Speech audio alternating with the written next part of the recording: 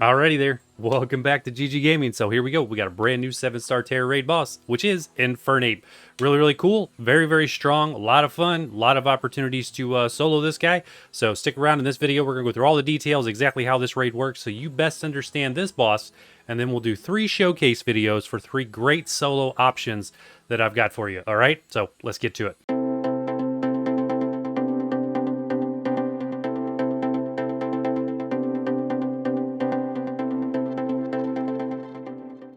All right, you know the details. Let's get to the summary and talk about this INFERNAPE and ultimately how this raid is going to function. So the key points to this is he is a rock Tera type that we see there, which means he's going to have 5 different weaknesses: fighting, ground, steel, water, and grass. Pretty much only one of those is really good in this fight, and that is the fighting type. The rest of them, he's got moves. So let's check moves, which are Flare Blitz, Aura Sphere, Terra Blast, and Grass Knot. Okay, so he's kind of covering the gambit of all of his weaknesses with these moves. The most deadly by far of all these moves is Flare Blitz, just given its incredible power at 120 and 100% accuracy. Right behind that is going to be Terra Blast. Terra Blast allows him to take advantage of his rock Tera typing and just really hit for some good damage. And it doesn't matter which way he boosts his attack, because he will boost his attack 2 ways. He's not strictly limited to special or physical like most of the raid bosses that we see. He goes with both sides of the coin, which we'll see here in a second when we actually get into what his moves are, the rest of his move pool. But this is what you have to worry about. All right, so Flare Blitz, as I said, hits incredibly hard. That's going to take out your steel types. It's going to take out yeah, pretty much just steel. Steel is the only one that's really weak against that one. Or grass. Steel and grass, sorry. Both of those, he's going to use it. It's going to really hurt those Pokemon unless they've got abilities to help with that fire typing. Aura Sphere, I understand that. That allows him to also take out the steel type and just be incredibly effective, because it is a special type attack, where Flare Blitz is a physical type attack. Terra Blast, special, but it has the ability to also flip to physical attack when we see in the details, based on the Pokemon that's using it. Whatever stat is boosted more, that's what will take precedence for Tera Blast, and it'll be a rock type move since he is a rock type Tera 7-star Tera Raid boss. Grass Knot, this one's sort of weird. It doesn't have a base damage. It's based on the heavier the target. So I get this one. It's in there to take out those water types, as well as the ground types that you may bring against him. And it's actually fairly effective. I mean, it does quite a bit of damage, especially after he does get Nasty Plot up, which we'll talk about here shortly.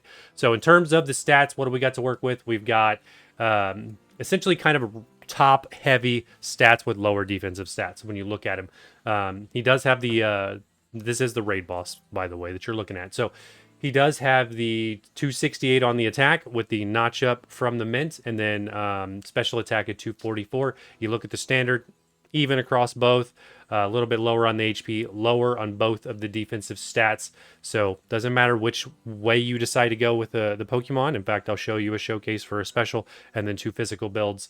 And then the ability there, Iron Fist, powers up the punching moves such as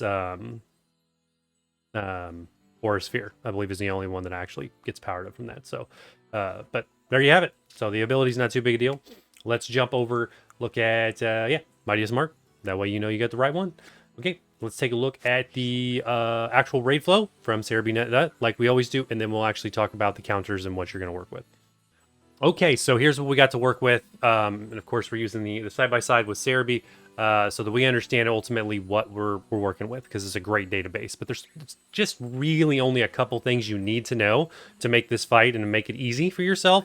And that is, when does he put up his shield? When does he reset stats? And what kind of really annoying extra moves does he use? So we saw in his actual stats, and we'll bring those back up here. So his actual move pool, there you go. He's got Flare Blitz, he's got Aura Sphere, he's got Terra Blast, he's got Grass Knot. So we see those up here at the top. But then he's also got additional moves. He got Nasty Plot, Sword Dance, and Focus Energy. That's actually a good thing, because that means those are all the coded moves, means he only uses them one time. So we don't have to worry about him spamming those and really getting his stats up through the through the roof like we've seen in a lot of our previous raid bosses. This one he's only going to use them once. It makes them much more manageable, and he uses them at predictable time intervals, which we see down here. So the shield that goes up at 80% HP or 80% time, and then he immediately steals a Tera Orb charge really early on, not even a big deal, and then he'll reset your stats at 90% time critical. So all of our setups and how we're going to go with this stuff. And then he resets his stat at 80% time. So it's all time-based. So the longer things wait, so you have the ability to kind of wait and play things out properly. And then Nasty Plot is at 79% time. So essentially the moment he puts up his shield, along with the, if the shield goes up at the 80% time interval, he's also going to reset his stats and do the Nasty Plot all at once. So we'll cover that in our showcases and exactly how to counter that and what you're working with there. Sword Dance at 50%, and then gets really, really dicey at 35% with Focus Energy. All of our builds will be set so that we get past that Focus Energy and not have to worry about getting additional critical hits, because below 50%, he's going to start double attacking you, which means 2 potential critical hits. That's going to knock out just about everything in the game with a 7-star raid boss. So, ouch. As you see, gets out of hand really, really quick. All right, there we go. That's pretty much it. That covers that. Let's talk about, let's get over and talk about the actual counters, best kind of party setup, and then what we're going to showcase. Okay, so go into the box here. We see in our YouTube box, we've essentially got 3 Pokemon that we are going to showcase. We're going to showcase a 100% crit Iron Hands, Koraidon, absolutely amazing. Both Iron Hands and Koraidon, amazing. And then Arceus. Arceus completely shines in this and makes it a piece of cake as well. All 3 of these, very, very easy solo builds. Check out which or all of those showcases that you want to learn about and exactly how to do that. I will walk you through it step by step. Now, when it comes to the NPCs, so everything we see down here at the bottom, these are the, excuse me, the NPCs that could be placed into your party. And then check out the video link down there in the reference videos on how to lock your party. When we get into this, I'm going to have the same exact 3 NPCs in all 3 of these showcases because I've locked my party. It's going to be Gardevoir right there. It's also going to be Arcanine, and then also the random third, which is going to be Sylveon. Still really, really well because he uses Charm. So don't need that. So everything along this top row, okay? Gardevoir, Arbolivia. Those are your 2 potential healers. Gardevoir uses Life Dew. Arbolivia uses Grassy Terrain. Right after that, you got Bellabolt. Bellabolt also shines in this raid because it puts up Light Screen, cutting the damage from special attacks like the Terra Blast if it goes special, and the Aura Sphere, as well as the Grass Knot in half. So Bellabolt shines here. He's really good as well. And then these 3, Arcanine, Tauros, Staraptor. If you've been watching my videos for any amount of time whatsoever, or if you've never watched them, these 3 use Intimidate, the Intimidate ability right out of the gate. What does the Intimidate ability do? Check this out. It will lower the attack point of one stage when it enters the battle. And these Pokemon are NPCs, so they get knocked out a lot, which means that Intimidate ability continues to take effect every single time they respawn back into the battle. So that's what stacks up. So this is what you need to control Infernape's attack stat, all right? He's only going to use Sword Dance once. He uses it at 50%.